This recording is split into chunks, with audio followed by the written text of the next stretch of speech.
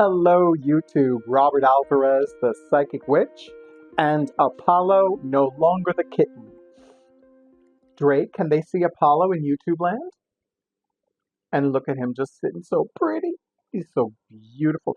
This is the kind of cat that's a workout, by the way. If you don't have a Maine Coon and you can't imagine having a Maine Coon cat, get a big boy cat like this, lift him up a few times, like at least once or twice a day. That will be your workout for the day.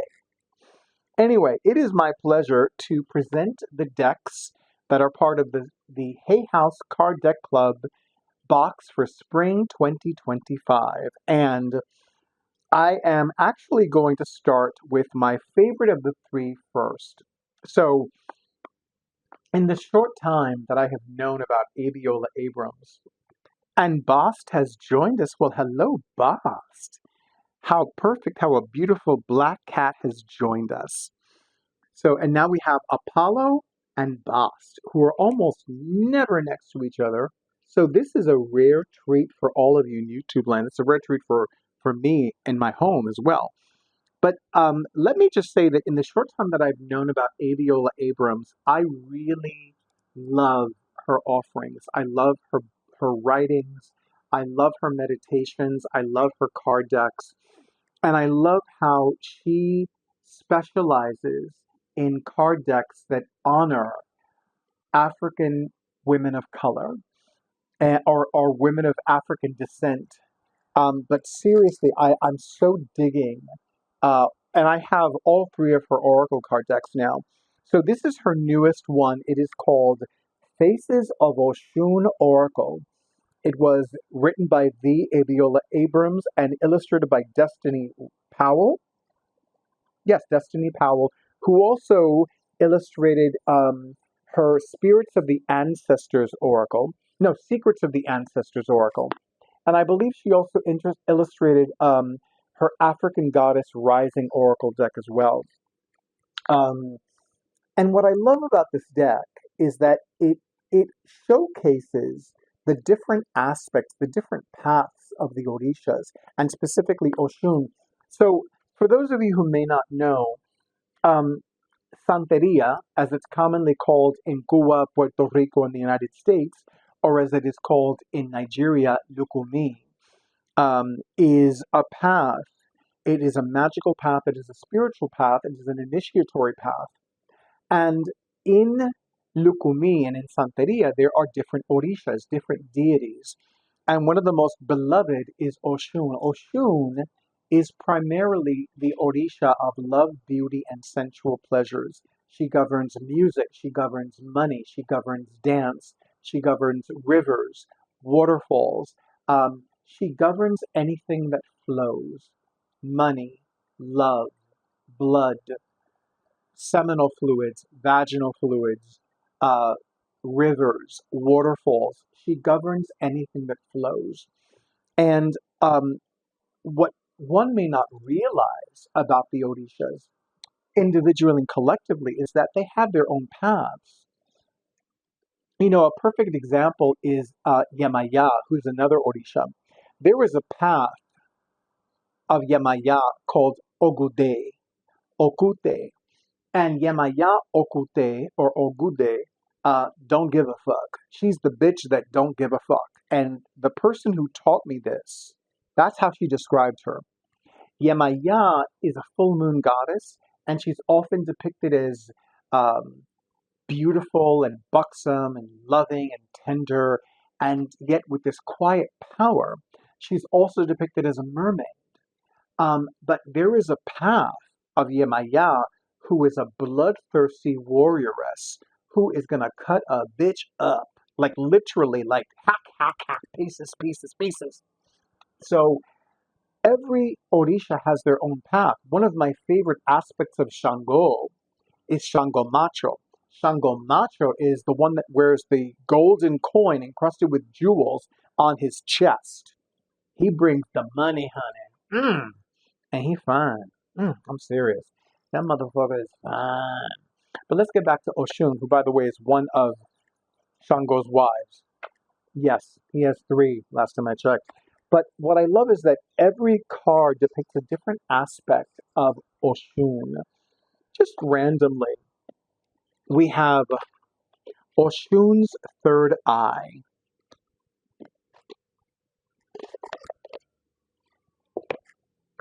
Some of you may know that when it comes to oracle card decks, I look for the card that is its High Priestess counterpart, because the High Priestess is my personal tarot totem. So for me, when I looked at this card and when I read the name of the card, this is my uh, High Priestess card equivalent in this oracle card deck. And then we have Oshun's Honeypot. Sacred pleasure, sensuality, and self-love. This is the energy. You know, for a long time, I put my sexual desires on the shelf for a variety of reasons. Some of them were some were some were whatever. But when I looked at this card, I really got the sense that this is a card that I can use as a personal meditation to reconnect with my sensuality and my sexual energy. Yes, I'm assigned male at birth. I am cisgender. She's clearly a woman, a goddess, but I also know the power of visualization and the power of energy. And then we have Oshun of mercy, compassion, forgiveness, empathy. And I would swear that this Oshun looks more Asian than African.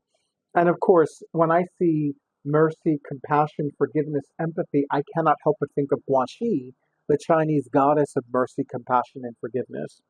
And this is the back of the card design, which of course has two honeybees, has the honeycomb, because remember, honey is sacred to Oshun. And of course, what I love is that Abiola Abrams created spreads exclusively for this deck. That's a big thing with me. Because, you know, when it comes to a tarot deck or an oracle card deck, it's like, do I want to see the same three spreads? No. Do I want to see a spread that is unique? Yes. Do I want to see a spread that's especially created for the deck? Absolutely. To me, that really makes a difference. And what I love is that she also has an Oshun's Blessings Bath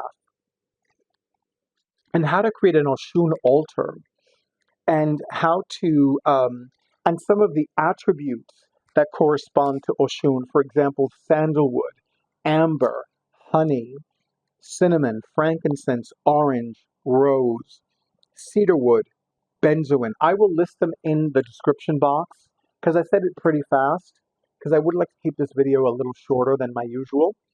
But I will say that there was an incense that I found at a local botanica, and it's actually one of my favorite incenses. And the first time I saw it, I immediately thought of Oshun, even though I did not consciously know at the time that sandalwood was sacred to her. But it is called Sandal Rose, and it combines the essences of rose and sandalwood. And every time I would see it, I would think to myself, I need to burn a stick of this in honor of Oshun for Friday. Because I know that in some books, they associate different days of the week with Oshun. For me, it's always Friday. Like any other book could say Thursday, Wednesday, Tuesday, Sunday. But in my mind, I think of Oshun, I think of Friday. And there are certain goddesses that I find more appropriate to work with on a Friday than, let's say, a Tuesday. For example, La Virgen de Guadalupe, um, Oshun, Freya, Freya's Day, Aphrodite, Venus. So there are certain deities and especially goddesses that to me they're only going to be associated with, in this case, Friday, that particular day of the week. It is a glorious, beautiful, stunning oracle card deck, and it is definitely the most illustrious one she has, if I do say so myself. And I will very quickly read the blessing on the inside of the top of the box. May my sweet waters be your mirror. May my love sustain you. May my honey nourish you. May my laughter infuse your spirit with joy and resilience. Know that even in life's turbulence, I am the gentle current guiding you toward yourself. I stand beside you in every reflection and rippling pool. You are sacred. I am love. Love knows your name. Receive me. I receive you, Ialove Oshun. Now, the second one is called Healing the Inner Child Oracle, written by Nina Mongendre, illustrated by Edie Art. Now, as somebody who's also an energy healing practitioner, I have found myself time and again being drawn to work with my inner child, to heal that beautiful little boy inside of me. And I did not, see, normally I read the emails about the decks that are going to be in the forthcoming card deck club boxes. But for whatever reason or reasons, this one I had not read. There was a lot going on. And my schedule was especially abundantly full from September through December of last year, 2024. So I really didn't make the time to read the email about what decks were going to be in this particular box. So when I went back to it, I was like, ooh, I'm very excited about this deck because it's a lovely way to heal that beautiful little child inside of you. And there is a prayer to the Divine Mother, which is from The Return of the Mother by Andrew Harvey, which I had forgotten about. So, I normally do not read the guidebooks with the decks that I work with, but I have found the last few years, especially with oracle card decks, I feel this guidance to spend time with the accompanying guidebooks. And then we had, oh, you know what? Let me show you some of the cards from this deck. I was like, what you do? They were like, the spirits are like, what you doing, Robert? So we have awe. When was the last time you experienced awe or wonder? We have grief. Have you been withholding, allowing your grief to dissipate? Have you been holding on to grief that was probably never yours to begin with? Entanglement. The things that bind you unnecessarily, the things that prevent you from being free in every sense of the word. And I keep forgetting to not cover the lapel mic, so I apologize to all of you YouTube land. It's still on, correct? You're sure, Drake? Okay, thank you. And then we have father. Some of us have father issues. Some of us do not realize we have father issues. And last but not least, we have tending. Tending. Tending to your inner garden. Tending to your inner landscape. It's a beautiful, beautiful deck. And it's one that there's a part of it that's like, how am I going to work with you? So I'm noticing that I'm a little in my head about this deck.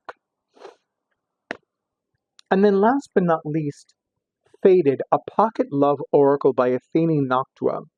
So, when I first heard of Lenormand, I was like, 36 cards? Where's the rest of it? And the fact of the matter is that I've come to realize that not every deck has to have more than 78 cards, or more than 70 cards, or more than 80 cards. But I must admit, when I see a deck that has 13 cards, part of me feels like I'm being cheated. Like, what are you going to do with 13 cards? So, but one can do a lot with 13 cards. Hell, witches' runes have 13 runes. So, hello. But this is definitely a deck that, and the interesting thing is that I've known about Athene Noctua's other decks, and now I want to collect all three. Go figure. And what I see myself doing is mixing the three decks together for one full deck. But I really dig this deck because it's a pocket size number one. Uh, so it's not going to take up too much room in your jacket, your pocket, your purse. Um, I love that it has cards that have nothing to do with, or at least nothing directly to do with a romantic relationship, like sacred friendship. You know, sometimes what we need is not a lover or a spouse or a boyfriend or a girlfriend. Sometimes we just need a close friend who's like a companion. Self love, you know? Sometimes we ignore self love, even though self love is what we need the most of. And I love the back of the card design as well. And then step back. Sometimes it's not about constantly pursuing somebody. You know, I have a good friend who had a personal issue, and this friend had the opportunity to reach out to a free legal service. And as frustrating as it is for my friend, he also realized that he can't keep calling this person every day to say, hey, are you going to represent me? Are you going to advise me? What's going on? And he was like, you know, I feel so bad because I want to call this person to find out what the hell's going on. But he was like, but you know what? I know I'm not the only person that calls this service. And he's right. You know, there are a lot of other people who may be more in need than my friend. Anyway, so that's an FYI. So sometimes you need to step back. Sometimes it's like, okay, you can only express an interest in somebody. You can only say to somebody, hey, I'm available for a good fuck, for a little, some making out, some activities. And it's like, okay, you know, and sometimes some people just aren't there. You know, sometimes some people are just not there to like get their fuck on or to go out on a date or to spend time with other people because they have their own shit to deal with and they have their own things that are more of a priority and not necessarily because they want to be antisocial, but because other things are more important. You know, in spite of the fact that I'm 55 years of age and not a professional athlete, I have noticed that sometimes my libido is higher than others. Sometimes my libido is high, sometimes it's low, sometimes um, it's non existent, sometimes it's all consuming. And I also realize that that's how it's been in my life for roughly 30 to 40 years. You know, and of course, the last few years, for a variety of reasons, COVID-19 being one of them, my sexual confidence may not be where I want it to be. So sometimes you need to step back. Somebody may be like, "Hey, I really like you. I dig you, and let's do something together." But you may be like, "I'm not getting that vibe from you, and I'm not getting that vibe from me." And there's nothing wrong with that. There is nothing wrong with taking a step back from a friendship, from a romantic relationship, from a potential romantic relationship, even from a family member. I am a big advocate for like severing all contact with anybody who is toxic and drains your energy like a psychic vampire, even if they're related to you by blood. Forget about that bitch. Live your life, be happy, and be free. Because sometimes there are people that are related to you, and you think, oh, I have to be there for that person because they're my blood. Do you know how many times I hear stories about people that were betrayed by the most wretched, in the most wretched ways by people that are their blood? I had a client who could never understand why I didn't speak to certain family members. I'm like, why would I want to? Why would I want to speak to somebody who always insults me, who always disappoints me, who always disapproves of me being gay, of me being a witch, of me living my life to the fullest? Why do I want to be around people who don't like me? Why do I want to be around people who do not honor who I am and what I do, who do not value my existence? And there are people who suffer through that, and it's like, why? If this person truly loved you as their blood, as their family, they would neither say nor do the things to you that cause you harm. So why are you feeling guilty for protecting your peace, for protecting your sanity, for protecting your physical body, for protecting your home and your finances?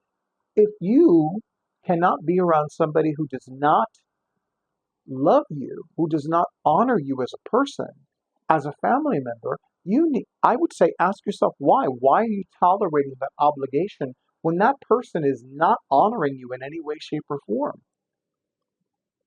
There is something about having the freedom and the desire to be around people who truly are fated to love and adore you, romantically and non-romantically, sexually and non-sexually, as a person or impersonally for that matter. You know, I know people who have work husbands and work wives, and I'm always a little envious because I've never had that kind of experience. And, the fact of the matter is that I've met some really great people who have great work husbands and great work wives. And there's a part of me that's like, that's so nice. Like, it really sounds nice. I really wish I had that. But my life is on a different path now. So, but every once in a while I meet somebody who has that. And I'm so happy for them. I am, genuinely so. And there's a part of me that's like, I wish I had that. But, whatever.